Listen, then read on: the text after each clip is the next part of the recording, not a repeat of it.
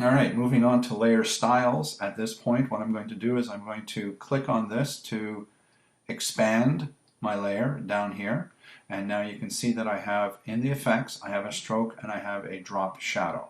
All right, so now if I wanted to apply those from the start, then I'll have to get rid of these guys. And then before I get rid of these guys, I actually want to see what my values are. So this is also showing you that layer styles are continuously editable and non-destructive in a similar fashion to your adjustment layers. And guess what? In a similar fashion to your native raw files. All right. So a lot of things now in the digital imaging editing world, if you will, are moving towards this non-destructive method of doing things as opposed to permanently altering your pixels every time you made a move. All right. So if I wanted to see what styles or effects that I have in here, all I have to do is double click on the word effects and I get the layer style dialog box. All right, so now in the layer style dialog box, we have a whole pile of different things that we could choose from.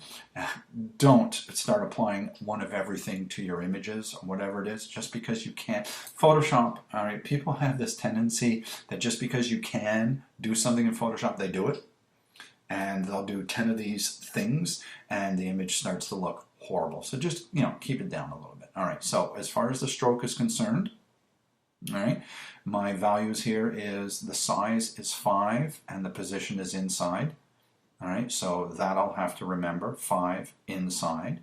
Everything else is not going to change. The color is white. All right, the drop shadow is the angles 135, 55, 5, and 5. It's all going to be so easy to remember. 5, 5, 55, and 5. All right. So what I'm going to do is I'm going to get rid of this. All right. So what I'm going to do is I'm going to control click on the FX. And in this menu here, I'm just going to come down here and choose clear layer style. All right. It's gone. All right. And you can see now it's gone and boring. And this is why I put it in. You can see that this is just some pathetic little image rotated in a collage or whatever it is. So what I want to do is I want to apply a layer style. Again, I could come down here and choose the FX menu system there, but if I come down here, I can actually choose layer, new layer style, or layer style, and then come down here and choose stroke or drop shadow. It doesn't matter which one I choose, I just need to choose one of them to get the ball rolling. Okay, by default we have black as our stroke, and we have a size of 3, and it's set to inside.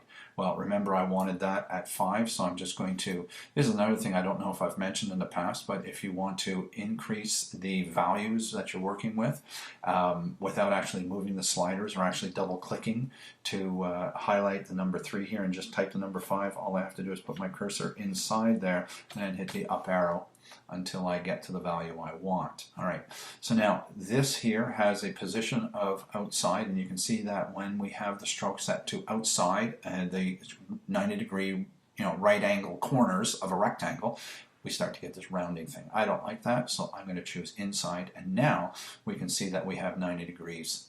All right, inside, because the rectangle with 90-degree corners, the stroke is on the inside, it goes to those 90-degree corners. Very, very cool.